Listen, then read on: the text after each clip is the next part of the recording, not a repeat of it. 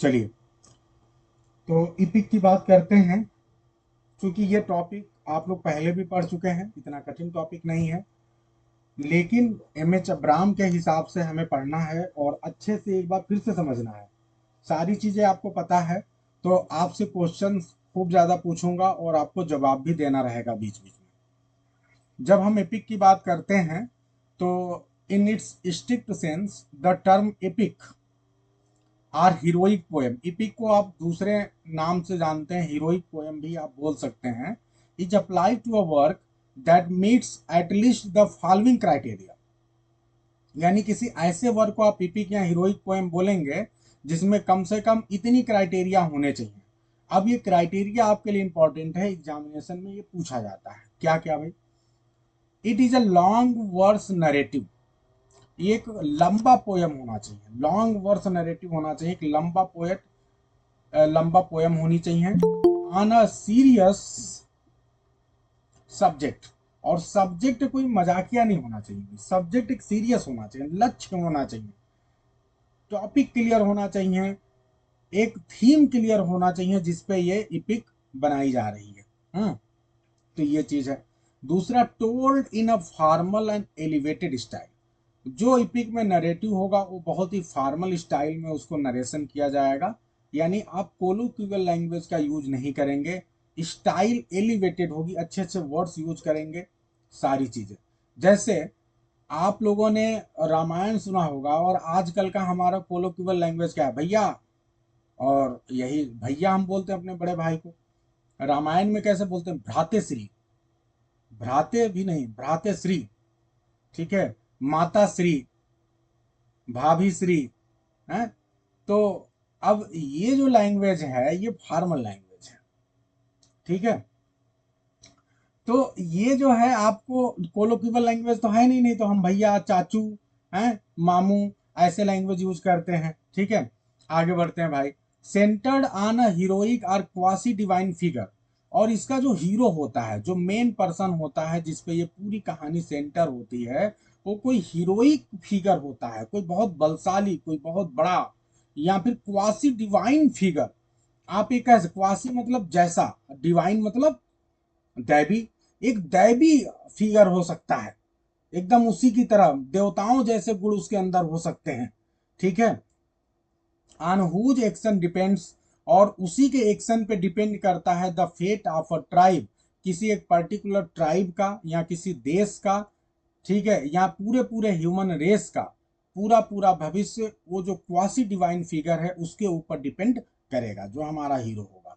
तो ये बहुत इंपॉर्टेंट बातें हैं जो शुरुआत में ही एम एच अब्राम ने कह दी है, और ये आपके क्वेश्चन में सीधे सीधे आ सकता है। क्वेश्चन ऐसे बन के आ सकता है कि, ठीक है, in which kind of poetic form we find a quasi divine figure, we find a quasi divine figure, अगर और बड़ा करना चाहें, on whose action depends the fate of a tribe, nation or human race. तो आप लोग को ये सारे प्रश्नों के जवाब रेडी रहने चाहिए, बताने हैं, ठीक है।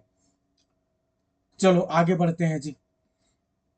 तो ये क्लियर है, जैसे मिल्टन, आप जॉन मिल्टन का पैराडाइज लॉस्ट पढ़ते हैं, चाहे आप रामायण पढ़ते हैं, तो अब अगर रामायण से इन सारी चीज़ों को तुलना करें, तो रामायण आप सभी को पता है कि बहुत बड़ा वर्स नरेटिव है, सीरियस सब्जेक्ट है।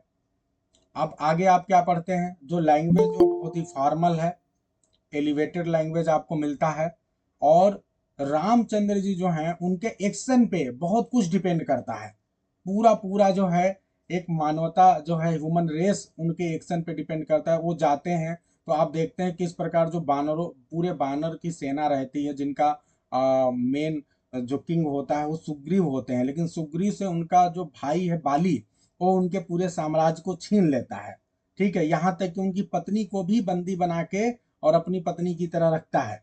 तो राजपाट छीन लिया, पत्नी को भी छीन लिया।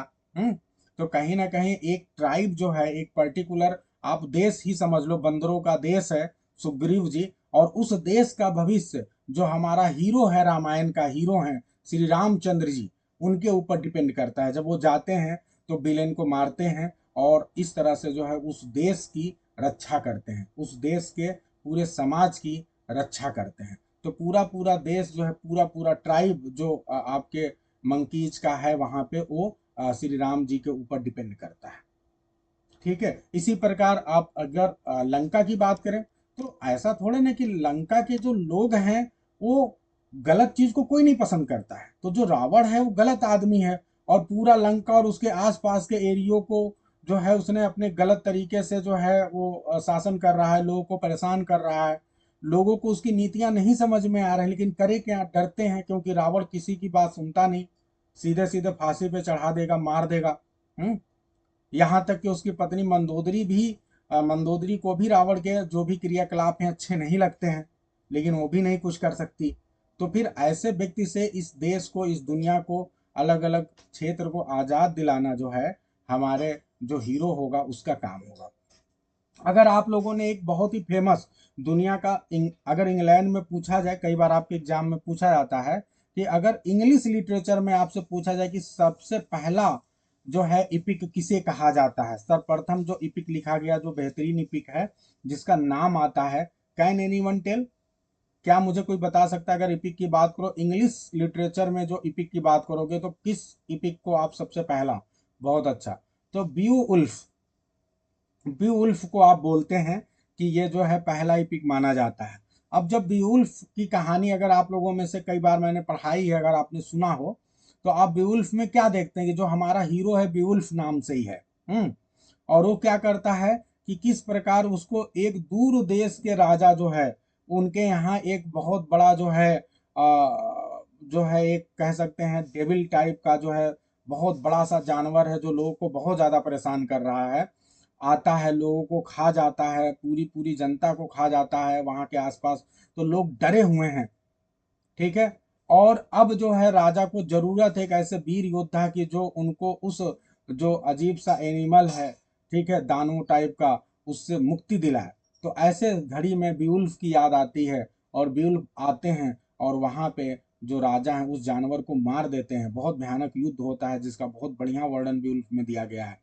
बहुत भयानक युद्ध होता है, उस युद्ध में बीउल्फ को जो है मार देते हैं, और फिर उसके बाद बीउल्फ की मदर आती है, वो आती है अपने बेटे का बदला लेने के लिए, उसको भी जाके ये मार देते हैं। तो इस तरह से जाके पूरे राज, उस पूरे पूरे पूरे राज्य की जो है ये रक्षा करते हैं। तो अब आप लोग को इपिक के हीरो और जो भी सिचुएशन है सब समझ में आ रहा होगा। अब आगे बढ़ते हैं, अब इपिक के टाइप की बात करते हैं। जब इपिक की टाइप की बात करते हैं तो इपिक के दो टाइप हैं। अगर इपिक के टाइप की बात करें तो दो टाइप हैं, एक है ट्रेडिशनल इपिक, और दूसरा जो इपिक है उसे आप बोलते हैं लिटरेरी इपिक। क्या बोलते हैं जी? Literary EPIC. तो दो इपिक है, ये अच्छी तरह से याद रखना, आपके एग्जाम में पूछा जा सकता है, ट्रेडिशनल इपिक और लिटरेरी इपिक। जो ट्रेडिशनल इपिक होता है उसी को आप बोलते हैं फॉक इपिक, या उसी को बोलते हैं प्राइमरी इपिक। ठीक है, जो लिटरेरी इपिक है इसी को जो है आप सेकेंडरी इपिक भी बोल सकते हैं। तो ये बातें आप सभी को ध्यान रखना है, आपके एग्जाम में ये भी पूछा जा सकता है कि जो है कितने टाइप के इपिक हैं, कौन से इपिक को और क्या बोल सकते हैं, ये सारी चीज़ अपने दिमाग में रखना। अब बेसिक डिफरेंस भी याद रखना कि ट्रेडिशनल इपिक और लिटरेरी इपिक में क्या अंतर है, वो यहाँ बताने की कोशिश की गई है। तो वही कह रहे हैं कि there is a standard distinction, एकदम क्लियर डिस्टिंक्शन है, अलगाव है between traditional and literary epics. अब पहले ट्रेडिशनल इपिक की बात करते हैं। ट्रेडिशनल एपिक, जिसे फोक एपिक, प्राइमरी एपिक के नाम से भी जाना जाता है, were written versions of what had originally been oral poem about a tribal or national hero during a warlike age. Actually होता क्या था, जैसे आप ब्यूल्फ की बात करते हैं तो वो वार की सिचुएशन में ही ऐसे हीरो निकल के आते हैं।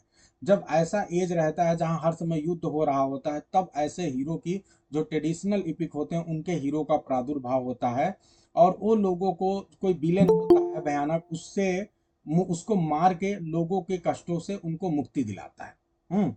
जैसे ब्यूल्फ के सेकेंड पार्ट को पढ़ते हैं तो हम देखते हैं कि एक ड्रैगन होता है, और वो ड्रैगन जो है उस रास्ते से जो कोई भी आता है उसको मार देता है, और एक बहुत बड़े मतलब जो है ट्रेजर, सोने चांदी हीरे जवाहरात रखे हैं, जिसको वो जो है अपने पास रखे हुए हैं, जो ड्रैगन है, और उस रास्ते से जो जाता है उसको मार देता है। तो फाइनली जो है वुल्फ उससे भी लड़ाई लड़ता है, जब वो अपने अधेड़ उम्र की अवस्था में आ जाता है और उस एज में फाइनली दोनों के बीच युद्ध तो होता है। बेवुल्फ उसको मार तो देता है, लेकिन उसको मारने के चक्कर में इसको भी थोड़ी सी उंड आ जाती है, जो कि मार्टल उंड आती है, घातक आ जाती है। और फाइनली ये भी जो है उसको मारने के बाद इसकी भी डेथ हो जाती है। तो ये है।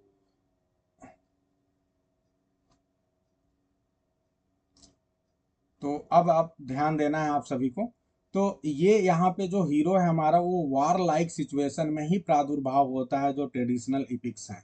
ठीक है। और ये किसी ट्राइब की या किसी नेशन की जो है रक्षा करता हुआ हमें दिखाई पड़ता है। और इसके जो ये जो इपिक है, ये स्पेशली अगर देखें तो ये ओरल फॉर्म में है। मतलब इसको कोई लिखित रूप में नहीं मिलता है, ये ओरल फॉर्म में चलता है। यानी एक प्रकार लोग गाते हैं, फिर आगे और उसे गाते हैं आगे पीढ़ी के लोग, फिर और इस तरह उसे लोग गाते चलते हैं, कहीं लिखित फॉर्म में नहीं होता है। लोग उसे याद करते जाते हैं। ठीक है। अरे भाई ये इस पे फोन, एक सेकंड।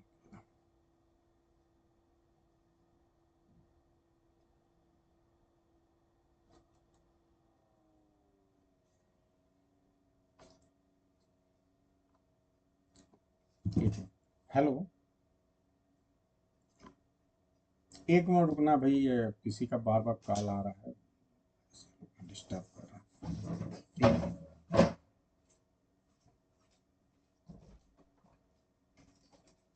ये श्रेयस नीचे है क्या?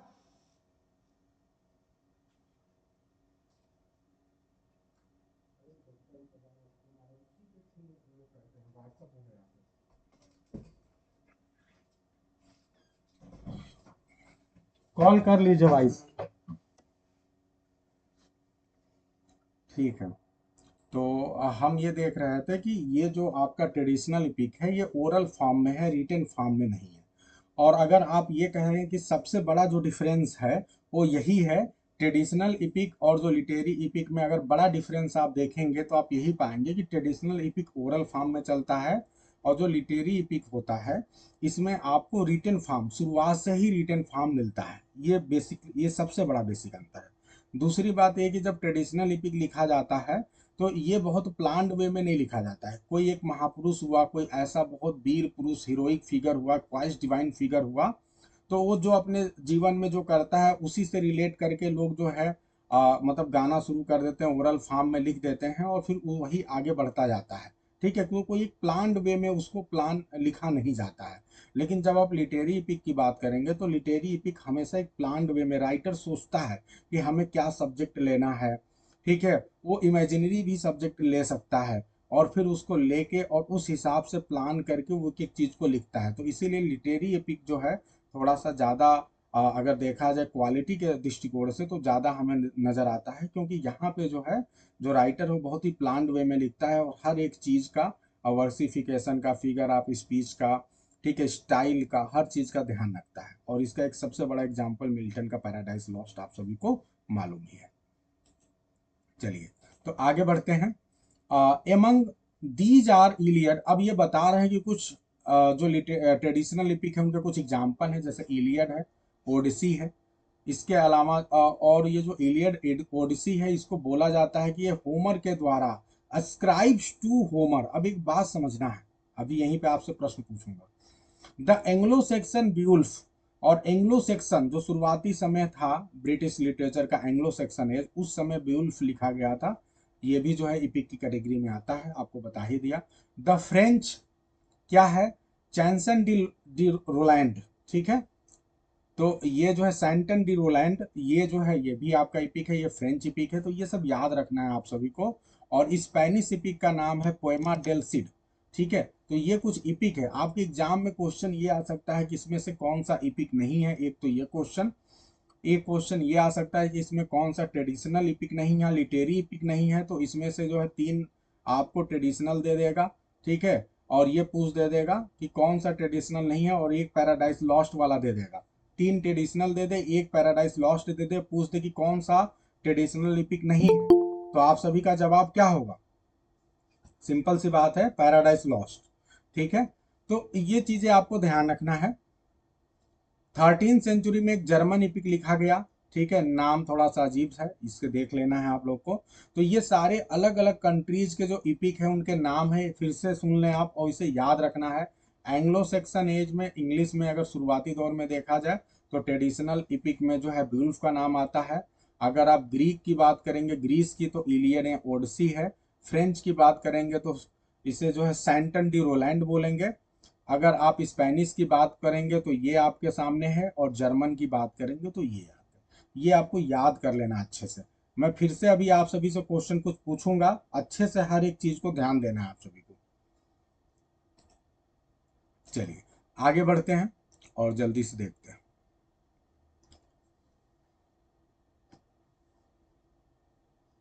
अब लिटरेरी इपिक की बात करते हैं। जब आप लिटरेरी इपिक की बात करते हैं तो work compose by individual poetic craftsman, ठीक है। ये जो है इंडिविजुअल पोइटिक क्राफ्टमैन, एक इंडिविजुअल राइटर के द्वारा लिखा गया है in deliberate imitation of traditional form. हालांकि ट्रेडिशनल फॉर्म को इमिटेट तो करता है, तरीका तो वही रहेगा कि हीरो को ग्लोरीफाई करना है, सब कुछ वही रहेगा, लेकिन ये जो है एक पर्सन के द्वारा लिखा जाएगा। Of this kind is वर्जिल्स Latin poem. अब अगर इसके एग्जाम्पल की बात करें तो वर्जिल साहब ने लिखा है एनियट, ये है, which later served as the chief model for Milton's literary epic Paradise Lost. ये काफी इंपॉर्टेंट है। अब आपके एग्जाम में ये क्वेश्चन पूछ दे कि ये बताओ कि मिल्टन के जो इपिक है पैराडाइज लॉस्ट, ठीक है, उसके लिए मॉडल इपिक का काम किस वर्क ने किया है, ठीक है। which epic can be considered as a model for Milton's literary epic Paradise Lost। अब आपके पास चार ऑप्शन होगा, होमर वाले भी दो ऑप्शन हो सकता है, ओडिसी एंड एलियड, एनियड और एक कोई और, ठीक है। तो अब क्या होगा, अगर आपको कंफर्म है कि भैया ये होमर पे डिपेंड नहीं कर रहे हैं, ये इनके लिए मॉडल कौन था, वर्जिल का, क्योंकि वर्जिल साहब का जो इपिक लिखा गया है वो लिटरेरी इपिक है, तो ये भी तो लिटरेरी इपिक को ही मॉडल बनाएंगे। कुछ चीजें लेंगे लेकिन पूरी तरह से यदि मॉडल का काम देखा जाए तो आपका वर्जिल साहब का जो पोयम है एनियड वो करता है। अब आगे बढ़ते हैं। Paradise lost in turn became in the romantic period a model for John Keats. अब जिस प्रकार से जो है मिल्टन साहब ने पैराडाइज लॉस्ट के लिए इमिटेट किया था एनियड को, इसी प्रकार मिल्टन के पैराडाइज लॉस्ट को इमिटेट किया है जॉन कीट्स ने अपने इपिक लिखने के लिए हाइपेरियन, जो कि आप सभी को पता है ये पूरा नहीं हो पाया। जॉन कीट्स साहब का बहुत प्लान था कि मैं भी एक इपिक लिखूं मिल्टन की तरह, मिल्टन साहब को अपना आदर्श मानते थे, लेकिन दुख की बात है कि ये इतने कम एज में इस दुनिया से चले गए कि इपिक लिखने का इनका सपना जो है छूट गया। और हाइपेरियन जो है अभी भी जो है फ्रेगमेंट्री पार्ट में है, इसीलिए फ्रेगमेंट्री लिखा गया है, यानी अभी बहुत उसका छोटा अंश है आपके पास। As well as William Blake साहब ने भी कई इपिक लिखे हैं। देखो विलियम ब्लैक साहब को याद रखिए, ये ऐसे राइटर हैं, इनको प्रसिद्धि तो कम मिली लेकिन ये लिखने में बहुत आगे रहे, बहुत टैलेंटेड पर्सन थे। तो इन्होंने एक दो नहीं कई कई इपिक लिख दी है, जैसे the Four Zoas, Milton and Jerusalem. ये काफी इंपॉर्टेंट है। आपसे यदि एक एग्जाम में क्वेश्चन पूछते कि who has written an epic with the name Milton, काफी इंपॉर्टेंट है, आप सभी के लिए ध्यान रखना कि मिल्टन नाम से इन्होंने एपिक लिख दिया, ठीक है, काफी इंपॉर्टेंट है। And which translated into Blake's own mythic term the biblical narrative that has been Milton subject, ठीक है। तो ये मिल्टन के जो सब्जेक्ट रहे हैं उसी बिब्लिकल नरेटिव को यहाँ पे आपके विलियम ब्लैक साहब ने यूज किया है, ठीक है। तो थोड़ा सा आप सभी को याद रखना, अभी तक जितनी बातें बताई गई क्या सभी को क्लियर है। देखो फैक्ट बहुत ढेर सारा मिल रहा है और इन सारे फैक्ट्स को आप सभी को ध्यान रखना है, ठीक है। आपको विलियम ब्लैक साहब के ये जो लिटरेरी इपिक हैं इनको बहुत अच्छे से ध्यान रखना है सारे, इसमें जितने भी फैक्ट्स दिए हैं एक एक फैक्ट्स बहुत इंपॉर्टेंट है आप सभी के लिए, ठीक है। अब मेरा आप सभी से एक प्रश्न है जो कि किसी ने नहीं पूछा कि सर, क्या आप सभी के मन में कोई एक प्रश्न नहीं आया कि सर ये बताओ, जब होमर साहब ने इलियड और ओडिसी लिखा है, तो जब उन्होंने लिख दिया लिटरेरी इपिक का मतलब, तो आप ये बता रहे हो कि लिटरेरी इपिक वो होता है जो किसी एक पर्सन के द्वारा लिखा जाता है, और ट्रेडिशनल इपिक उसे बोलते हैं जो ओरल फॉर्म में होता है, ठीक है, जिसे लिखा नहीं जाता है, लोग गा गा के आगे बढ़ाते हैं, एक पीढ़ी से दूसरी पीढ़ी तक चलती है। तो फिर ये बताइए, तो फिर ऐसा कैसे हुआ कि जो है अगर ओडिसी और इलियड जो है ये तो होमर साहब ने लिखा है, तो फिर उसे आप कैसे ट्रेडिशनल इपिक मानेंगे? उसे भी तो लिटरेरी इपिक ही बोलेंगे। अभी तक किसी का प्रश्न नहीं। क्या मेरा प्रश्न सभी को समझ में आ रहा है? आज दिमाग से ऊपर तो नहीं उड़ रहा है? कई बार क्या होता है ना, हम जिसे बहुत हल्का समझते हैं किसी टॉपिक को, टॉपिक हमारे लिए कठिन हो जाता है, क्योंकि हम उसे हल्के में लेके इपिक हम बचपन से सुनते आ रहे हैं, ठीक है। लेकिन उसमें बहुत सी ऐसी चीजें हैं, बहुत से ऐसे फैक्ट्स हैं, ठीक है, जो कि अब हम पढ़ रहे हैं, तो अब हम तो इसे याद ही नहीं किए थे। और जो नॉर्मल लेवल की किताबें हैं, बेसिक लेवल की, उसमें इतनी डिटेल में और इतनी ढेर सारी चीजें रहती नहीं है। तो अब मुझे जल्दी से बताइए, मेरा प्रश्न क्या आप सभी को समझ में आ रहा है? क्या मैं ऑडिबल हूं सभी को? Am I audible to everyone?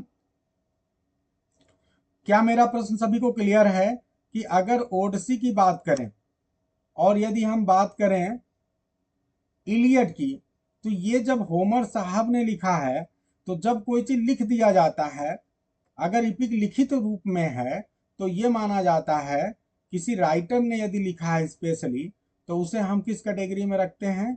आप उसको इस कैटेगरी में रखते हैं, लिटरेरी इपिक के कैटेगरी में। लेकिन अभी जब यहाँ सीधे सीधे आपके एम एच अब्राहम जी कहते हैं कि जो होमर साहब हैं उन्होंने जो इलियड ओडिसी लिखा है वो लिटरेरी इपिक ना होके वो तो ट्रेडिशनल इपिक एग्जाम्पल में बता रहे हैं। जल्दी से बताइए, क्या मेरी आवाज सुनाई दे रही कि नहीं सभी को? I am audible? कुछ गड़बड़ हो गया है क्या? कुछ दिक्कत हो गया क्या? मेरी आवाज जा रही कि नहीं? सब कहाँ जा गए? सो गए हैं क्या सभी लोग, एवरीवन? अच्छा, मैं लग रहा है मैसेज पढ़ नहीं पा रहा हूँ। Oh sorry, very sorry. आप लोग का मैसेज मैं कहूँ कि मैं क्यों नहीं समझ पा रहा हूँ। मैसेज यहाँ पे आ रहा है, ये कभी कभी क्या होता है ना कि ये आपका जो गूगल मीट है इसमें जो मैसेज का सेक्शन है ऊपर ही नहीं बढ़ता है। हमके क्या हो गया? हाँ, वेरी सॉरी। हमके क्या हो गया भाई? हाँ, ठीक है, स्मिता ने ये बात बोला कि sir it was not followed in systematic manner, it was scribed only. अच्छा चलो कोई बात नहीं। तो अब एक बात समझिए, होता क्या है, स्क्राइब का मतलब ये नहीं है कि रिटेन। बात समझिए, स्क्राइब किया गया है, ऐसा माना जाता है कि इन्होंने लिखा है, ठीक है, लेकिन ये नहीं कहा गया कि इन्होंने लिखा ही है। तो जब कोई चीज कंसीडर किया जाए, हैं, कि ये बहुत बड़े राइटर हैं, शायद इन्होंने लिखा होगा, हैं, तो ऐसी बात है, लेकिन कोई पुख्ता सबूत नहीं है।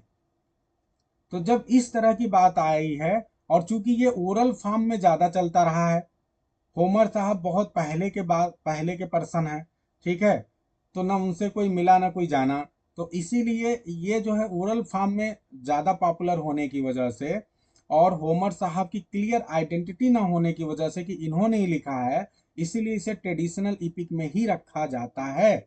और कई बार ये भी हो जाता है कि जैसे कई बार कई चीज़ें होती हैं, जैसे अभी हम लोग कल ही पढ़ रहे थे पेन नेम में, तो उसमें क्या है कि कोई कई राइटर मिलके लिख रहे हैं, लेकिन एक राइटर जो बड़ा वाला राइटर है उसके नाम से उसको जाना जा रहा है कि भैया ये राइटर लिख रहा है। लिख तो कई राइटर रहे हैं, लेकिन एक राइटर को हाईलाइट कर दिया गया, उसे ऊपर कर दिया गया। इसी तरह होमर के भी केस में हो सकता है कि और भी लोगों का सहयोग होगा, लेकिन चूंकि होमर साहब सबसे बड़े राइटर थे, तो होमर साहब से उसको कनेक्ट कर दिया गया, ठीक है। और यही वजह है कि इसे ओरल इपिक की कैटेगरी में रखा जाता है। मेरी बात क्या सभी को समझ में आ रहा है? वेरी सॉरी, मैं बीच में सोच रहा हूँ मुझे मैसेज क्यों नहीं मिल रहा है, सब उतने पर रुका पड़ा हुआ है, मेरी बात कोई सुन नहीं पा रहा है क्या? चलो ठीक है।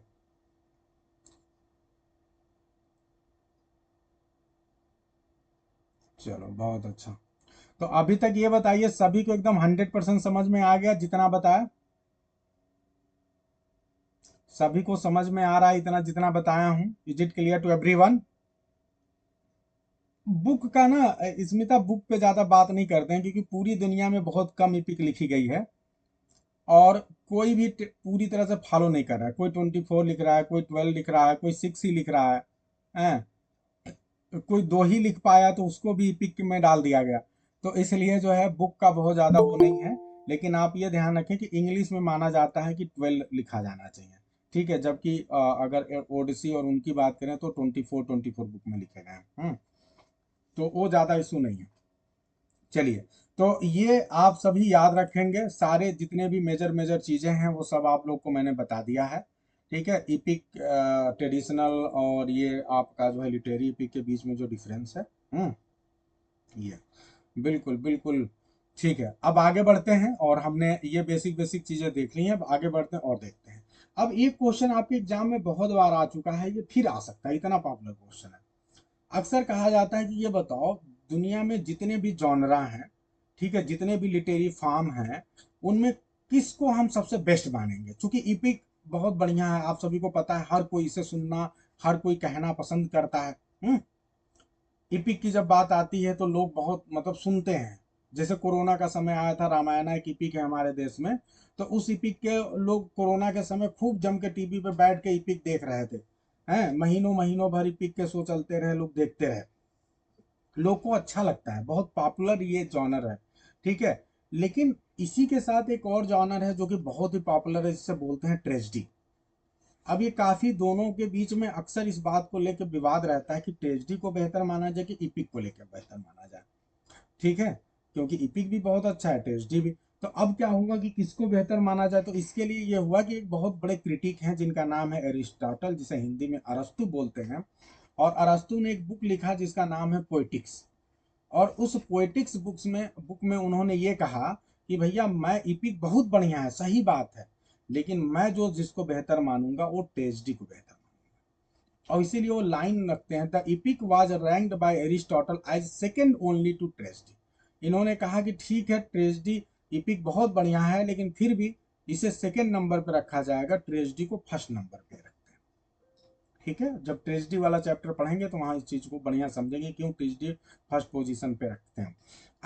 And many renaissance critics as the highest, ठीक है, जॉनर्स ऑफ ऑल जॉनर्स। ठीक है, लेकिन फिर भी बहुत से क्रिटिक हैं जो कि एपिक को ही सबसे हाई पे रखते हैं।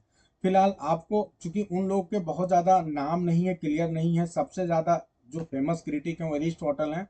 तो आपको एरिस्टोटल वाला ही एग्जाम में आता है, और आपको यही ध्यान रखना है कि जो एरिस्टोटल के अनुसार एपिक सेकेंड पोजीशन पे है। ठीक है, ये आपके एग्जाम का क्वेश्चन है, आ चुका है ये पहले।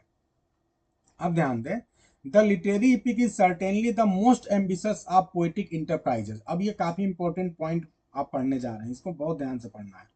जो लिटरेरी इपिक है, क्योंकि अब आज के समय में क्या ओरल इपिक लिखा जा रहा है? नहीं, और लिखा भी नहीं जाएगा। तो ओरल इपिक अभी नहीं लिखा जा रहा है और लिखा भी नहीं जाएगा। इसके पीछे बहुत बड़ा रीजन है कि जब पहले ओरल इपिक लिखा गया था, जिस दौरान ओरल इपिक जो है बोला जाता था या एक पीढ़ी से दूसरी पीढ़ी में चली थी, उस समय जो है राइटिंग का आविष्कार नहीं हुआ था। ठीक है, किताब कॉपी पेन का आविष्कार नहीं था उतने बड़े लेवल पे। तो इसलिए चीजें लोग बोल बोल के जो है मतलब जो है पीढ़ी से दूसरी पीढ़ी में जाती थी।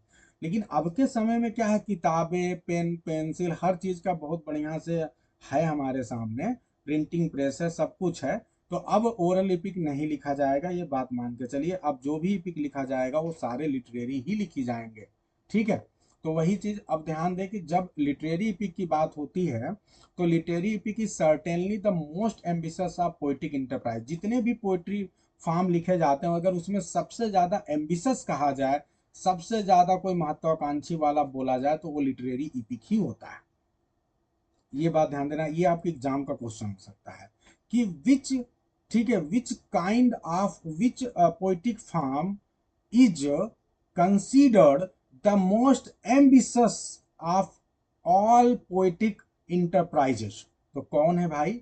यह है epic. Making immense demands on a poets knowledge.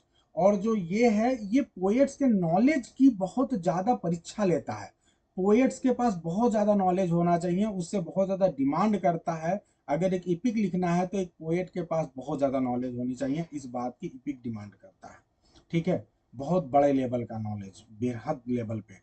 Invention, और उस पोएट को इन्वेंशन की भी जरूरत पड़ेगी, क्योंकि उसमें बहुत से नए अपने क्रिएटर, अपने आप को जो है अपने आइटम ऐड करने पड़ेंगे, अपने करेक्टर ऐड करने पड़ेंगे, अपने सिचुएशंस ऐड करने पड़ेंगे।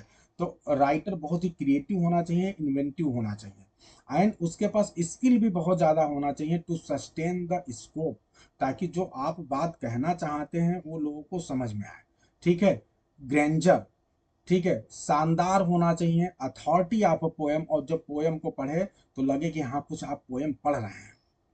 ठीक है, तो ये सारी चीजें राइटर से डिमांड करती है epic that tends to encompass the world of its day and large portion of its learn. ठीक है, उस समय की जो दुनिया है, सारी सारी दुनिया को, ये जो इपिक है ये पूरी दुनिया को अपने सर्कल में लेने की कोशिश करता है, क्योंकि इपिक बहुत बड़ा होता है, ये पूरे संसार को शामिल कर सकता है, एक पूरे देश को शामिल कर सकता है, क्योंकि जितने भी इपिक आप पढ़ते हैं उसका जो हीरो है, जैसे आप रामायण की बात करते हैं तो रामायण में हमारे हीरो कई देश जाते हैं। श्री रामचंद्र जी श्रीलंका जाते हैं रहने वाले रहते हैं इंडिया के, श्रीलंका जाते हैं, और तो इस तरह दो देश आप देख रहे हैं जो विजुअल है एकदम। तो मतलब जो हमारा हीरो है कई अलग अलग देशों में जाता है, जैसे ब्यूल्फ है अपने देश में रहता है फिर दूसरे देश में चला जाता है। तो वही चीज है कि पूरी दुनिया जो है उसको वो अपने अंदर शामिल कर लेता है एपिक, और राइटर को अपनी लर्निंग का एक बहुत बड़ा पोर्शन लगाना पड़ता है, यानी इसका मतलब राइटर को बहुत साल देना पड़ता है। मिल्टन साहब ने कब का सोचा था मैं इपिक लिखूंगा, लेकिन इपिक लिखने में उनको सालों लग गए, और तब जाके वो इपिक लिख पाए। तो बहुत टाइम लगता है, अपना बहुत ज़्यादा टाइम आपको देना पड़ता है तब कोई इपिक लिख पाता है। तो यही वजह है कि बहुत ज़्यादा प्रयास किए गए, डिस्पाइट न्यूमरस अटेम्प्ट, बहुत ज़्यादा प्रयासों के बावजूद भी अलग अलग लैंग्वेजेज में, हर लैंग्वेज में प्रयास किया गया। देखो हर राइटर, हर देश का राइटर, हर देश का पोएट ये चाहता है कि काश मेरे नाम से एक इपिक हो, क्योंकि इपिक लिखने वाला अमर हो जाता है। यानी हर देश का राइटर जो है चाहता है कि हम इपिक लिखें, लेकिन उसके बावजूद आज से, ठीक है, हजारों सालों से प्रयास हो रहा है, लेकिन उसके बावजूद भी, 1000 ईयर से प्रयास होने के बावजूद भी, we possess no more than half dozen such poems of individual greatness. कह रहे हैं कि मुश्किल से आधे दर्जन से भी कम पोएम ऐसे हैं जो इपिक की कैटेगरी में आते हैं। No more than half dozen, यानी हाफ डजन से भी जो है ज्यादा पोयम नहीं है जो कि ग्रेट इपिक की कैटेगरी में आते हैं। सोचो, यानी इतने सालों से प्रयास हो रहा है, सालों साल लोग प्रयास कर रहे हैं, लेकिन इपिक की डिमांड इतनी ज्यादा है, इपिक के लिए इतनी क्वालिटी चाहिए एक राइटर को लिखने के लिए, इतना टाइम चाहिए, इतना ज्यादा इन्वेंशन चाहिए, इतने ज्यादा अलूशन की जरूरत पड़ती है, इतने ज्यादा नॉलेज की जरूरत पड़ती है कि पहली बात किसी के पास, शायद बहुत कम लोग के पास उतनी नॉलेज होती है, तो इसलिए वो इपिक नहीं लिख पाते, और अगर कोई नॉलेज अपना लगा भी दे तो उसे बहुत टाइम लग जाता है, तो बहुत कम लोग ऐसे लिख पाते। अगर मिल्टन साहब भी इतने सालों तक न जिए होते तो इपिक कहाँ लिख पाते। हम्म और आप सभी को पता है कि मिल्टन साहब ने जो है बहुत मेहनत किया था, और मिल्टन साहब का तो आप सभी को एजुकेशन आप सभी को पता है ना, 6 साल तक लगातार, जो बंदा कैम्ब्रिज विश्वविद्यालय में पढ़ रहा है, दुनिया के सबसे फेमस विश्वविद्यालय में, सबसे बेहतरीन विश्वविद्यालय में, उसके बावजूद भी वो आने के बाद लगातार जो है इतने सालों तक मेहनत करता है। ठीक है, तो वो व्यक्ति सही पर्सन थे, और यही वजह है कि वो इतना बढ़िया इपिक लिख पाए। तो हार्टन पीरियड कब से कब तक है, किसी को याद है? तो ये है भाई। अब एक बात ध्यान दीजिए, अब हमने सब कुछ समझ लिया। बिल्कुल स्मिता सबसे ज्यादा हाईएस्ट डिग्री होल्डर थे। अब हमने इपिक के बारे में सब कुछ समझ लिया, ठीक है, सब कुछ समझ लिया। अब किसी को कोई डाउट है? हमने इपिक जाना क्या है, इपिक के लिए क्या क्या डिमांड होनी चाहिए, कि राइटर के अंदर क्या क्या क्वालिटी होनी चाहिए, सब हमने सीख लिया है। ठीक है, इपिक के 2 प्रकार होते हैं, और उन दोनों प्रकार के अलग अलग एग्जाम्पल भी हमने देख लिया है। I hope I am very clear to everyone, सभी को सब कुछ समझ में आ गया होगा। अब जब आप इपिक की बात करते हैं तो इपिक के कुछ कन्वेंशन होते हैं। कन्वेंशन मतलब कि एक ट्रेडिशन चला आता है, एक तरीका चला आता है, वो तरीका सबको फॉलो करना पड़ता है। ठीक है, तो कन्वेंशन तो अभी हम आगे पढ़ेंगे, उसके पहले इपिक में एक कुछ कुछ फीचर्स होने चाहिए, कुछ पॉपुलर फीचर्स हैं, कुछ क्वालिटीज हैं, वो हर इपिक में होता है। वो देखते हैं कौन कौन से फीचर्स इपिक में होने चाहिए, ये आपके एग्जाम का क्वेश्चन हो सकता है कि इसमें से कौन सा इपिक का फीचर नहीं है। सबसे पहला यही है कि the hero is a figure of great national और इवन कॉस्मिक इंपॉर्टेंस। जो हमारा हीरो है वो नेशनल लेवल पे उसका बहुत ज़्यादा इंपॉर्टेंस होना चाहिए। और कॉस्मिक मतलब अगर आप इंटरनेशनल लेवल पे बोलें या फिर हिवेलली नेशनल इंटरनेशनल, धरती से लेके आकाश तक, है ना, हर जगह लोग उसे जानते हो, ठीक है, तो उसे कॉस्मिक बोलेंगे आप। बिल्कुल। मतलब आप कह दो कि स्वर्ग तक, ठीक है, यानी इस दुनिया से लेके उस दुनिया तक, स्वर्ग जहां हम मरने के बाद जाते हैं वहां तक यदि उसका इंपॉर्टेंस है तो कॉस्मिक कहलाएगा। तो हीरो जो है बहुत ही नेशनल या फिर इवन कॉस्मिक इंपॉर्टेंस का होगा, ठीक है। अब बाकी ये देखो आपके सिलेबस का, जैसे ये आपका ओडिसी हो गया, ठीक है, इलियड हो गया, ये सब आपके एग्जाम में नहीं आएगा, तो हम यहाँ पे ज़्यादा समय वेस्ट नहीं करेंगे, आप लोग रीड कर लीजिएगा, ठीक है। फिलहाल जो हमारे काम की वो हम दिखा देंगे। जैसे पैराडाइज लॉस्ट में आप देखें तो एडम एंड ईव जो हैं, ये जो है प्रोजिनेटर्स ऑफ इंटायर ह्यूमन रेस, पूरे ह्यूमन रेस के जो है जनक कहे जाते हैं। तो ये है कि नहीं है, बड़े लेवल के पर्सन, ठीक है। इसी प्रकार रामायण में देखते हैं तो श्री रामचंद्र जी को देखते हैं, श्री कृष्णा की बात, महाभारत की बात करते हैं तो श्री कृष्ण जी को आप देखते हैं। तो ये लोग बहुत ही नेशनल या कॉस्मिक इंपॉर्टेंस के पर्सन थे, ठीक है। आगे बढ़ते हैं।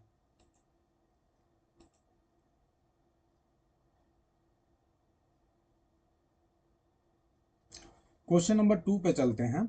और यहाँ ध्यान दें, द सेटिंग, अगर सेटिंग की बात करें पोयम की, तो ये क्या होता है, एम्पल इन स्केल, बहुत ज्यादा होता है, पर्याप्त होता है स्केल में, and may be world wide और इवन लार्जर। यानी ये जब बात करेंगे सेटिंग की तो ऐसा नहीं जैसे मैकबेथ की बात करते हैं तो स्कॉटलैंड सेटिंग है।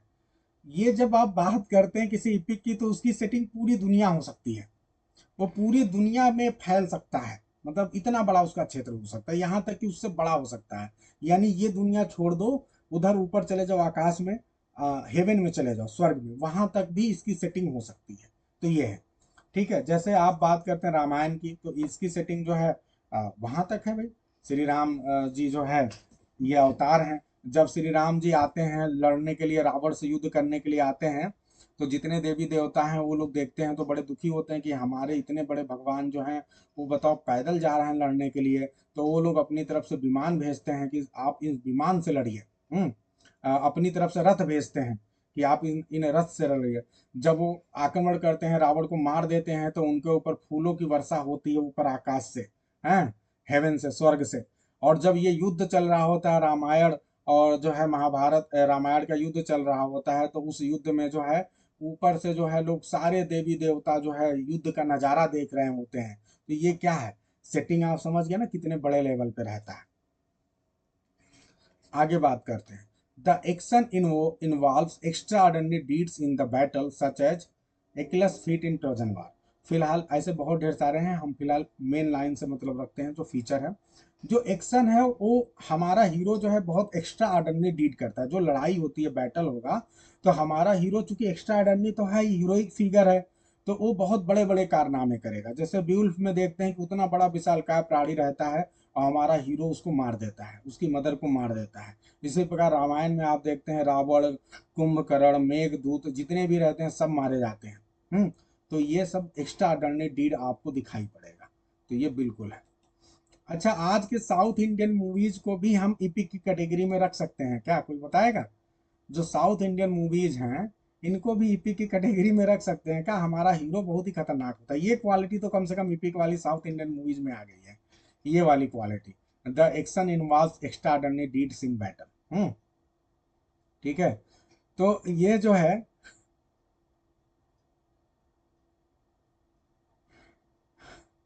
साउथ इंडियन जो मूवीज हैं कम से कम एक्शन के मामले में तो इपिक की ही क्वालिटी है भाई। हैं, हमारा जो हीरो है, वो हीरो जो है कान पकड़ के जो है ऐसा, विलेन आएंगे, एक पैर मारेगा, ठीक है, एक घूसा मारेगा और लगभग 50 लोग होंगे, 50 वहां जाके गिर जाएंगे, ठीक है, कान पकड़ के फेंक देगा। हैं, तो इस तरह से चीजें हैं। तो ये एक्शन एक्स्ट्रा डरने डीड तो सारे साउथ इंडियन मूवीज में दिखता है। बस कनेक्ट कर रहा हूँ, इससे कोई मतलब नहीं है। आगे बढ़ते हैं। In these great actions, In these great actions, the gods and other supernatural beings take an interest or an active part. मैंने पहले ही बताया। बिल्कुल, मगधीरा बाहुबली राजकुमार जी। तो ये जितने भी ग्रेट एक्शंस, जब भी लड़ाइयाँ होती हैं इपिक में, तो आपको नजर आएगा कि जो गॉड्स हैं यानी देवी देवता, जितने भी देवता लोग हैं और जितने भी सुपर नेचुरल बीइंग हैं, वो भी इंटरेस्ट लेते हैं, वो भी एक्टिव पार्ट निभाते हैं। ठीक है, तो ये भी भाई बढ़िया बात है। अभी आपको मैंने ढेर सारा एग्जाम्पल बताया ही। ठीक है, ठीक है। आगे बढ़ते हैं, क्वेश्चन नंबर 5 नंबर फीचर को देखते हैं। An epic poem is ceremonial performance and is narrated in a ceremonial style, which is deliberately distinct from ordinary speech and proportioned to the grandeur and formality of heroic subject and architecture। ध्यान देना कि जब भी epic की बात करते हैं तो बहुत ही सेरिमोनियल परफॉर्मेंस होता है। ठीक है, यानी जो आपका राइटर है वो इस हिसाब से लिखता है कि हीरो की बहुत तारीफ करता है, और एकदम अलग प्रकार से। जो विलेन है उसके लिए भी बहुत बड़े बड़े वर्ड को यूज करता है, और हीरो के लिए भी यूज करता है। तो बहुत ही सेरिमोनियल परफॉर्मेंस होता है। ठीक है, और इस तरह से नरेट किया जाता है जैसे कि कोई सेरिमनी चल रही है, उस स्टाइल में, सेलिब्रेशन वाली स्टाइल में, बिल्कुल। और इसको जानबूझकर डेरिवेटरी, जो हमारा इपिक होता है उसका जो नरेशन होता है, वो ऑर्डिनरी जो स्पीच होता है उससे अलग रखा जाता है। भैया भाभी ना कह के भ्राते, मम्मी ना कह के माते, ऐसे वर्ड्स को यूज किया जाता है, ताकि ये पूरी तरह से जो ये फॉर्मेलिटी की बात कर रहे हैं, जो हीरोइक सब्जेक्ट की बात कर रहे हैं, उन सारी चीज़ों को पैरेलल में रखा जा सके और कहा जा सके हाँ किसी बड़ी चीज़ की बात हो रही है। ठीक है, तो इस बात का विशेष रूप से राइटर ध्यान रखता है। और इसीलिए राइटर, ये जो स्टाइल होती है, हाँ, जिसमें बहुत ज़्यादा जो है बढ़ा चढ़ा के हाई लेवल पे बात किया जाता है, अच्छे अच्छे वर्ड्स का इस्तेमाल किया जाता है, इस स्टाइल को बोलते हैं ग्रैंड स्टाइल। इस स्टाइल को क्या बोलते हैं? Grand style. ये अच्छे से ध्यान रखना है। हम्म। अच्छा, हाँ, पति को प्रभु, ये तो मैंने ध्यान ही नहीं दिया। अच्छा, पति को प्रभु बोला जाता है। हाँ, ठीक है, तो ये है भाई। अब आते हैं ग्रैंड स्टाइल। ग्रैंड स्टाइल आपके एग्जाम में पूछा जा सकता है कि ग्रैंड स्टाइल आपको किस पोइटिक जॉनर में मिलता है, तो फिर ध्यान रखना एपिक। अब ग्रैंड स्टाइल का मतलब क्या होता है? प्राणनाथ। हाँ, ठीक है। His formal diction and elaborate style. अब देखो, ग्रैंड स्टाइल का मतलब क्या होता है? ग्रैंड स्टाइल का मतलब ध्यान रखना, ग्रैंड स्टाइल में क्या क्या चीजें आप कह सकते हैं। तो सबसे पहली बात, डिक्शन कैसा होना चाहिए? भाषा शैली फॉर्मल होना चाहिए। और क्या होना चाहिए? Elaborate and stylised syntax. Syntax जो आप ग्रामर यूज करते हैं वो काफी इलेबोरेट होता है और स्टाइलाइज्ड होता है। ठीक है, स्टाइल का पूरा प्रयोग करते हैं, एक बात को बहुत अच्छे तरीके से घुमा के बेहतरीन तरीके से कहने की कोशिश करते हैं, और ग्रामर का बहुत अच्छा सा ध्यान रखते हैं। अच्छा, large part modelled on Latin poetry. आप इससे कह सकते हैं largely modelled on Latin poetry. Latin poetry पे बहुत ज्यादा मॉडल किया जाता है। ठीक है, लैटिन वर्ड्स का यूज किया जाता है। सोनरस लिस्ट ऑफ नेम्स, बहुत ढेर सारे जो है नेम्स आपको मिलेंगे। वाइड रेंजिंग अलूशंस, ये काफी इंपॉर्टेंट है। और अलूशंस ऐसे ऐसे यूज किए जाएंगे जो काफी दूर दूर तक, ठीक है, दूर दूर से अलग अलग फील्ड से अलूशन लेके आया जाएगा, अलग अलग वर्क से अलूशन लेके आया जाएगा, और उसको इस्तेमाल करने की कोशिश की जाएगी ग्रैंड स्टाइल में। Imitation of होमर्स EPIC simile and epithet. और होमर साहब चूंकि पहले राइटर माने जाते हैं, इन्होंने जो है इपिक सिमिलीज का प्रयोग किया है। तो उन्हीं की तरह इपिक सिमिली क्या होता है कि ऐसी सिमिली जहां पे एक बहुत बड़े लेवल पे कंपैरिजन किया जाता है। ठीक है, तो इपिक सिमिली और एपिथेट्स का यूज किया जाता है होमर वाली स्टाइल में, यानी होमरिक सिमिली एंड एपिथेट्स का यूज किया जाता है। तो ये ग्रैंड स्टाइल की विशेषता हो गई, और मिल्टन साहब ने पूरी तरह से इसे फॉलो किया है, तो इसीलिए मिल्टन साहब के ग्रैंड स्टाइल के नाम से जाना जाता है, पैराडाइज लॉस्ट में जो उन्होंने यूज किया है। ठीक है, तो इसे याद रखेंगे। मिल्टन साहब के ग्रैंड स्टाइल में क्या क्या यूज करेंगे, या कोई भी राइटर यदि ग्रैंड स्टाइल में लिखना चाहता है तो उसमें फॉर्मल डिक्शन होना चाहिए, इलेबोरेट एंड स्टाइलिश सिंटैक्स होना चाहिए, largely based on modelled on Latin poetry होना चाहिए। ठीक है, sonorous list of names and wide ranging allusions होने चाहिए, and use of Homeric epic simile and epithets होने चाहिए। I hope I am very clear. सभी को समझ में आ रहा है भाई? सभी बताओ।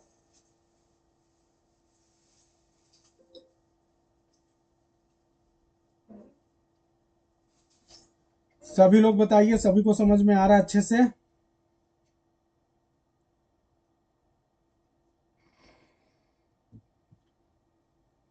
ठीक है जी, आगे बढ़ते हैं। अब ये तो सारे आपने फीचर्स देख लिए, ठीक है। अब आगे बढ़ते हैं और बहुत जल्दी कोशिश करते हैं कन्वेंशन को देखने की, क्योंकि ये काफ़ी बड़े में दिया है, तो हम इसे जल्दी जल्दी नहीं कंप्लीट करेंगे तो फंस जाएगा। ठीक है, अब इसके अलावा इपिक में कुछ कन्वेंशन होते हैं जिसे फॉलो किए जाते हैं। ठीक है, कुछ ऐसे तरीके होते हैं जो हर इपिक में आपको देखने को मिलेगा। वो कौन कौन से कन्वेंशन है वो देखते हैं।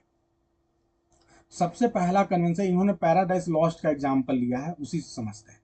सबसे पहला कन्वेंशन क्या होना चाहिए? Narrator begins by स्टेटिंग his argument. जो नरेटर है, जो सुनाने वाला कहानी है, वो इपिक शुरू करता है इपिक को कैसे? अपने आर्गुमेंट से।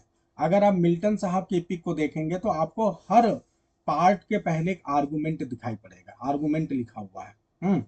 अगर आप ओरिजिनल टेक्स्ट को देखेंगे तो वही कह रहा है कि आर्गुमेंट से शुरू करते हैं और इपिक थीम, या इपिक थीम से शुरू करते हैं। इनवोक्स, और आपको क्या मिलता है यहाँ पे? राइटर शुरुआत में ही, जो नरेटर है, इनवोक करता है किसी एक हिमेनली म्यूज को या गाइडिंग स्पिरिट को, टू इंस्पायर हिम, उसे इंस्पायर करने के लिए, इन हिज ग्रेट अंडरटेकिंग, जो एक इतना बड़ा टास्क ले रहा है, अंडरटेकिंग ले रहा है। Then address to the muse the epic question, ठीक है, the answer to which inaugurates narrative proper. अब समझने की कोशिश करिए। यानी एक आर्गुमेंट से शुरू होगा, आर्गुमेंट आपको मिलेगा। आप मिल्टन के पैराडाइज लॉस्ट को देखिए, उसके हर पार्ट से पहले एक आर्गुमेंट रहता है जिसमें वो सारी बातें बताता है कि इसमें क्या चीजें हैं, क्या मैं करने जा रहा हूँ। फिर उसके बाद से आर्गुमेंट के पास आपको जो है पोयम शुरू होगा।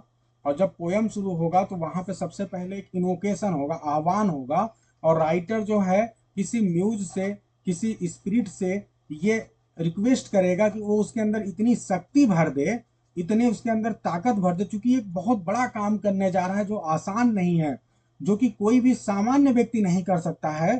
तो मेरे अंदर इतने गुण भर दो, वो दैवी क्वालिटी भर दो, ताकि मैं जो है इतने बड़े टास्क को, इतने बड़े काम को अंजाम कर सकूं, बिना तुम्हारे सहयोग के, हे परमपिता परमेश्वर या देवी आत्मा, तुम्हारे बिना सहयोग के, तुम्हारे बिना उस हेल्प के मैं बिल्कुल भी इतनी बड़ी इपिक को नहीं ले सकता, इसलिए आप मुझे जो है हेल्प करें। ठीक है, तो ये बहुत बड़ी चीज है भाई। और उसके बाद से वो क्वेश्चन एड्रेस, म्यूज को एड्रेस करके क्वेश्चन पूछता है, और फिर उसके बाद ये चलता रहता है। तो ये है, आप पैराडाइज लॉस्ट के एकदम बिगनिंग में देख सकते हैं। आगे बढ़ते हैं, और क्या मिलता है जी?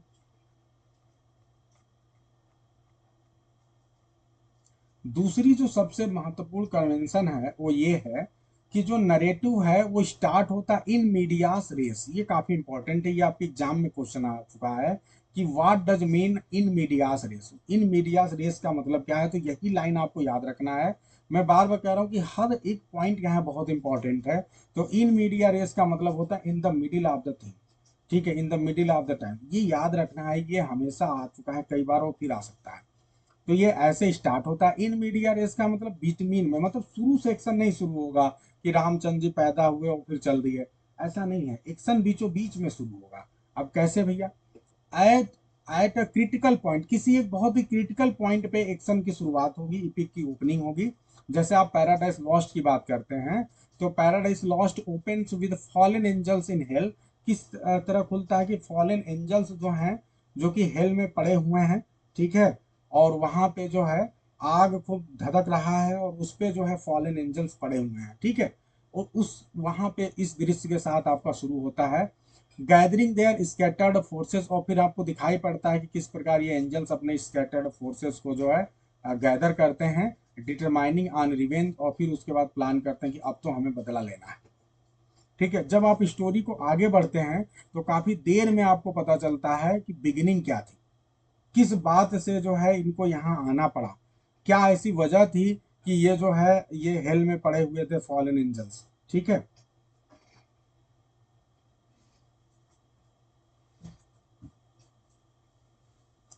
अ, नहीं, इपिक में होता है स्मिता, आप किसी भी इपिक में देख सकते हैं इन्वेंशन को, इनोकेशन को। ठीक है, अब आगे बढ़ते हैं।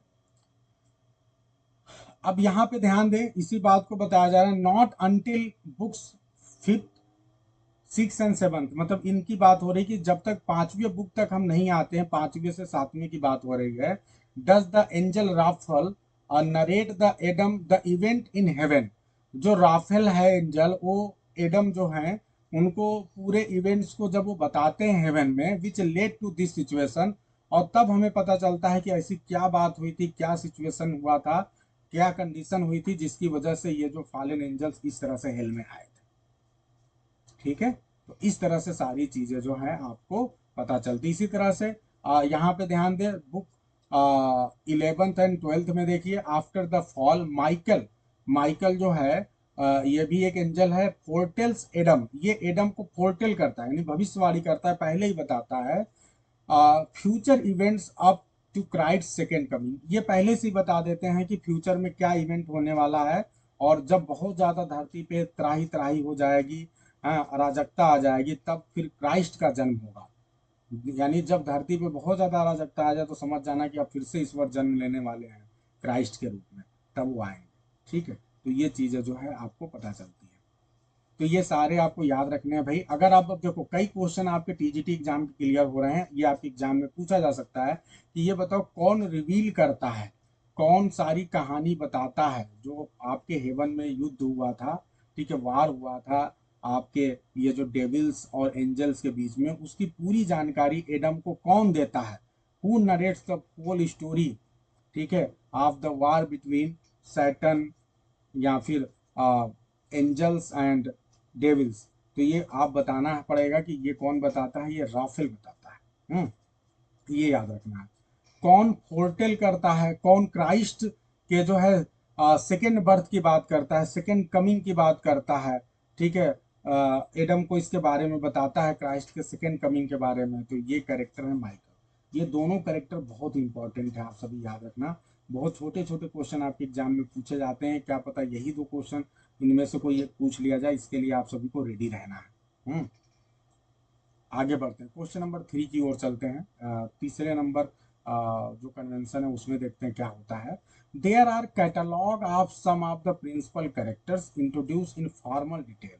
ये काफी इंपॉर्टेंट है कि जब भी आप पीपीक की बात करते हैं तो जो प्रिंसिपल कैरेक्टर हैं, जो मेजर कैरेक्टर हैं, उनका एक कैटलॉग ही आ जाएगा। कैटलॉग का मतलब उनका एक पूरा ग्रुप, उनका एक क्रम से एक एक का बारी बारी से जो है राइटर जो है, जो नरेटर है, वो एक एक को बारी बारी से परिचय करवाएगा। जैसे आप देखते हैं कि किस प्रकार जो है आप पहले फॉलन एंजल्स को पढ़ते हैं, और फिर उनके बाद फॉलन एंजल्स में से एक एक का, सबसे पहले आपका सैटन आता है, फिर उसके बाद सेकंड नंबर का जो आता है वो आता है, फिर थर्ड नंबर का, और एक एक आते हैं, एक एक के बारे में राइटर पहले बताता है, और फिर उसके बाद वो अपने स्पीच देते हैं, अपने प्लान को बताते हैं। तो बहुत बेहतरीन तरीके से जो है नरेटर सारे इंपॉर्टेंट कैरेक्टर को इंट्रोड्यूस करता है बारी बारी से, उनकी क्वालिटीज के साथ, और उनके स्पीच के द्वारा हम उनके अंदर क्या चल रहा है वो सारी चीजें समझते हैं। तो वही कह रहा है कि जैसे मिल्टन के आप पैराडाइज लॉस्ट की बात करते हैं बुक 1 की, तो यहाँ पे जो है आपको description of procession of fallen angels दिखाई देता है। प्रोसेशन का मतलब उनके पूरे ग्रुप का, ठीक है, उनका पूरा ग्रुप जो है वो बारी बारी से आता हुआ दिखाई पड़ता है, उनके सबको बारी बारी से इंट्रोड्यूस करते हैं हमें बुक 1 में। तो ये काफी इंपॉर्टेंट है। ये भी क्वेश्चन आपका हो सकता है कि where do we find the description of the procession of foreign fallen angels, ठीक है, या in which book do we find the description of the procession of fallen angels, तो वो बुक 1 में मिलता है। ठीक है, आगे बढ़ते हैं। These characters are often given set speeches, और ये जो करेक्टर है राइटर एकदम प्लान करके, बहुत इनके लिए प्लान करके इनके लिए स्पीच रखता है, इनको एकदम सेट स्पीचेस दिए जाते हैं that reveal their diverse temperament and moral attitude. और इस तरह ये जब स्पीच को बोलते हैं तो इससे हमें उनके टेम्परामेंट और उनके मॉरल एटीट्यूड के बारे में पता चलता है। और ये सारी चीजें हमें दिखाई पड़ती हैं मिल्टन के बुक 2 में, जब पैंडेमोनियम में डिबेट चलता है, ठीक है, तो वहां पे हमें इन सब के बारे में बहुत क्लियरली पता चलता है, जो अपने स्पीचेस के द्वारा अपने आप को रिवील करते हैं, ओपन करते हैं। ठीक है, फिर एक क्वेश्चन है आप सभी को कि पैंडेमोनियम, पैंडेमोनियम जो है क्या है, पैंडेमोनियम, पैंडेमोनियम क्या है, ठीक है, ये क्या है आप सभी बता सकते हैं। यानी ये एक प्रकार से आप कह सकते हैं कि पैलेस है, एक बहुत बड़ा जो है पैलेस बनाया गया है। ठीक है, किसने बनाया है ये आपको याद रखना है। ठीक है, ये हाउस ऑफ गॉड नहीं है चंचल, कहाँ हो आप?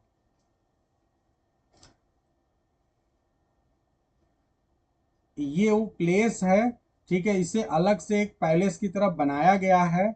और स्पेशली यहाँ पे जो है इस पर्टिकुलर प्लेस में जो सैटर्न है और उनके जितने भी लोग हैं वो मिल के डिस्कशन करते हैं। ठीक है, काफी इंपॉर्टेंट है, एक पैलेस की तरह है, बहुत बड़ा सा हॉल आप कह सकते हो, जो कि बनाया गया है स्पेशली। और यहाँ पे जो है जो जितने भी डेविल्स हैं, जो फॉलन एंजल्स हैं, वो मिलके डिस्कशन करते हैं, अपने प्लान की बात करते हैं कि अब आगे हमें क्या प्लान करना है, कैसे जाना है। ठीक है, तो ये काफी इंपॉर्टेंट है, याद रखना है आप सभी को। कुछ चीजें आप लोग पढ़िए, अच्छे से याद रखिए। ठीक है, तो इस तरह से आपने इपिक के बारे में जो है बहुत सी चीजें, मिल्टन के इपिक को आपने देख लिया। तो अभी आप लोग बताएं कि सारी चीजें क्लियर हैं, हमने इपिक के फीचर को देख लिया, हमने इपिक के कन्वेंशन को देख लिया कि ये चीजें होनी चाहिए। अब बात करते हैं कुछ चीजों की कि और कौन कौन सी, क्या इपिक केवल एक पोइट्री ही होता है, क्या और भी कुछ इपिक हैं, क्या नावल भी इपिक हो सकता है?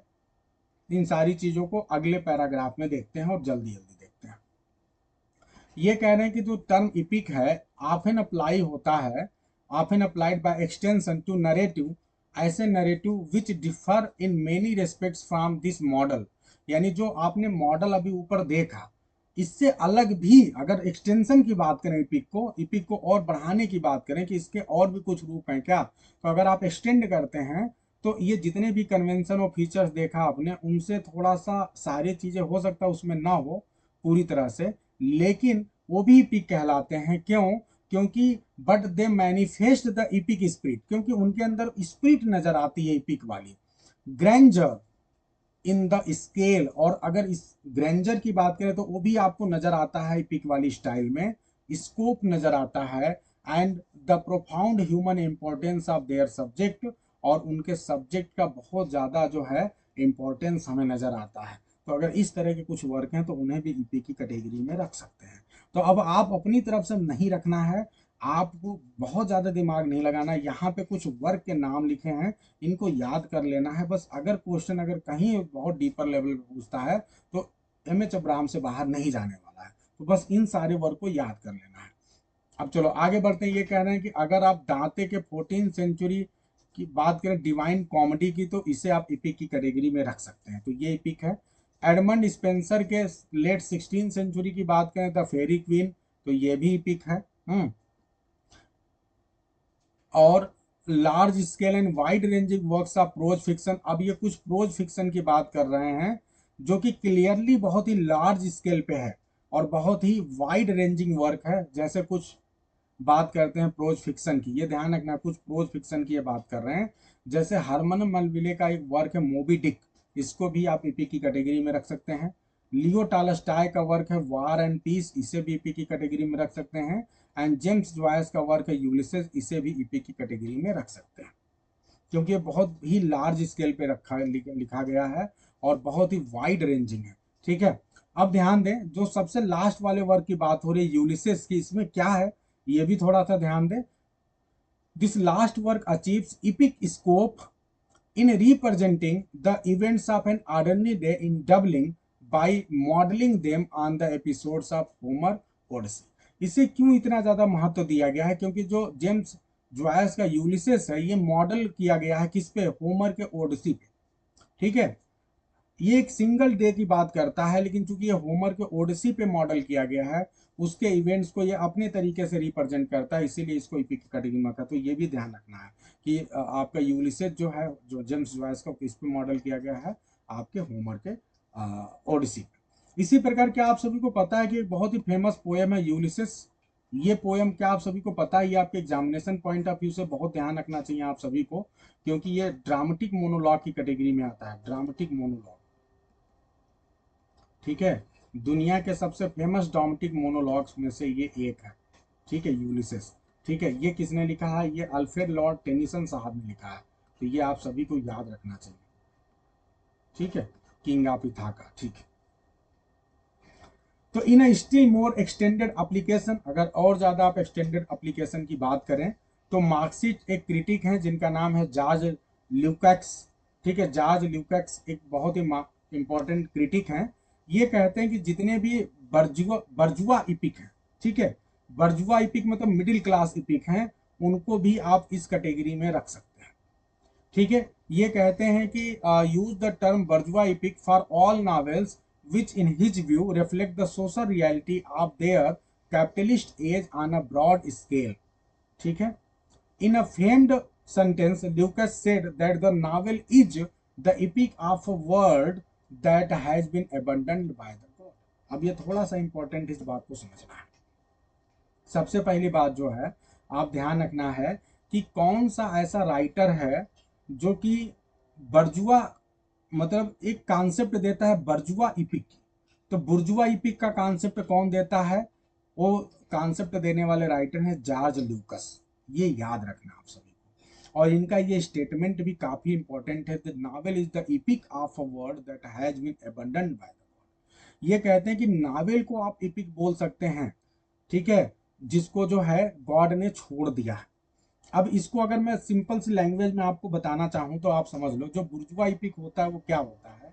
ये मिडिल क्लास को रिप्रेजेंट करने वाले नॉवेल्स को बुर्जुआ इपिक बोलते हैं, ठीक है। ऐसे नॉवेल्स जहाँ पे मिडिल क्लास को रिप्रेजेंट किया गया है, मिडिल क्लास की सोशल रियलिटी को, प्रॉब्लम को दिखाया गया है, और ये बताया जा रहा है कि किस प्रकार से कैपिटलिस्ट जो है उनका खून चूस रहे हैं। कैपिटलिस्ट सोसाइटी उनके बारे में बिल्कुल भी नहीं सोच रही है। तो जो कैपिटलिस्ट सोसाइटी है उसकी कमियों को दिखाना और मिडिल क्लास को इस तरह ऊपर, मिडिल क्लास की प्रॉब्लम्स को दिखाना और जो कैपिटलिस्ट क्लास है उसकी कमियों को दिखाना, वो किस प्रकार से एडवांटेज ले रहा है मिडिल क्लास का, इस चीज को शो करने वाले एपिक को आप नावेल्स को जो है मिडिल क्लास नावल या फिर बुर्जुआ एपिक की कैटेगरी में रख सकते हैं, ठीक है। और इसीलिए यहाँ पे राइटर ये बोल रहे हैं एम एच अब्राहम जी कि the novel is epic of a world that has been abandoned by the god. ये स्पेशली बुर्जुआ इपिक के लिए बोल रहे हैं कि ये जो बुर्जुआ इपिक है, ये जो मिडिल क्लास नावल है, ये एक ऐसा इपिक है क्योंकि ये ऐसे लोगों के बारे में, इपिक ऑफ अ वर्ल्ड यानी ऐसे प्रकार के, ऐसे दुनिया के बारे में बता रहा है। ऐसी दुनिया मतलब कौन सी दुनिया? मिडिल क्लास, मिडिल क्लास के जो लोग हैं उनके बारे में बता रहा है। क्यों? That has been abandoned by the god, क्योंकि जो मिडिल क्लास के लोग हैं इनको गॉड ने छोड़ दिया। बहुत बड़ी बात है, बहुत डीपर लेवल की बात है, समझने की कोशिश करिए। जो मिडिल क्लास के लोग हैं इनका शोषण हो रहा है। आप सभी को पता है कि ज्यादातर लोग मिडिल क्लास में आते हैं और मुश्किल से 5% या 2% लोग दुनिया के ऐसे हैं जो कैपिटलिस्ट हैं, ठीक है, जो हाई लेवल के लोग हैं। और ये सारे लोग मिलके जो मिडिल क्लास या रूरल मिडिल क्लास है उसका शोषण कर रहे हैं। तो राइटर ये कह रहा है कि ये जो मिडिल क्लास है, जो बुर्जुआ इपिक है, ये क्या है? एक ऐसा नावल है, ठीक है, जो कि ऐसे दुनिया की कहानी को बताता है जिसको ईश्वर ने छोड़ दिया है, ठीक है। तो एकदम सही बात है, क्लियर है कि नहीं? क्योंकि कैपिटलिस्ट लोग जो है उनका शोषण कर रहे हैं तो ईश्वर ने छोड़ ही दिया है, तभी तो शोषण कर पा रहे हैं। ये बात है। Is it clear? सभी को पता है? आप सभी को पता है कार्ल मार्क्स का सिद्धांत क्या था? यही तो सिद्धांत था कार्ल मार्क्स का कि एक दिन क्या होगा कि जो आपका सबसे निचला वर्ग है वो ऊपर आएगा और जो कैपिटलिस्ट क्लास है, जो शोषण करने वाली क्लास है, वो नीचे जाएगी, ठीक है। तो नीचे वाली क्लास आके ऊपर आके शासन करेगी। तो मार्क्सिस्ट हमेशा जो है, जो कैपिटलिस्ट लोग हैं, जो धनाढ़ लोग हैं, जो लोग पैसे के द्वारा लोगों को एक्सप्लॉइट कर रहे हैं, उनको हमेशा जो है मार्क्सिस्ट ने बुराई किया है। और इसीलिए चूंकि ये भी मार्क्सिस्ट क्रिटिक हैं, तो ये भी अपने बुर्जुआ इपिक के द्वारा जो कैपिटलिस्ट लोग हैं उनकी बुराई कर रहे हैं। अब बताओ भाई, क्या मेरी बात सबको समझ में आ रही? बहुत डीपर लेवल पे आपको हर एक चीज, यहां तक कि ये जो कोटेशन है ये भी समझा दिया कि लूकस साहब क्या कहना चाहते हैं। लूकस साहब क्या कहना चाहते हैं, क्या सभी को बात समझ में आ चुकी है? और ये लाइन याद रखेंगे सभी लोग, सभी बताइए।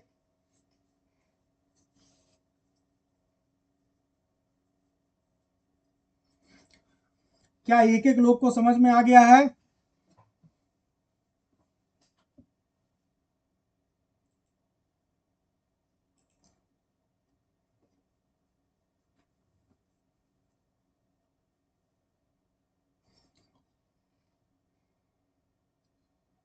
मुझे लग रहा है कि जब मैंने पिछली क्लास ली थी तब ये लाइन को एक्सप्लेन नहीं किया था। The novel is the epic of world that has been abandoned by the god, ठीक है। मैं बार बार कहता हूँ कि हर बार जब क्लास लूंगा तो कुछ नया मिलेगा। आज की क्लास में मैंने फिर कुछ नया देने की कोशिश की है, और अपने जॉब के साथ आज आज की क्लास में मैंने आपको ये भी बताया है कि किस प्रकार को जो होमर की जो इपिक्स हैं उनको क्यों आप ट्रेडिशनल इपिक की कैटेगरी में रखते हो, ओरल इपिक की कैटेगरी में रखते हो, इसे जो है आप इस कैटेगरी में क्यों नहीं रखते हो लिटरेरी इपिक में। ये भी मैंने बहुत अच्छे से आप सभी को क्लियर किया है। तो ये है भाई, अब ये सारे याद रखने हैं आप सभी को, जितने भी आपने पॉइंट्स, ठीक है।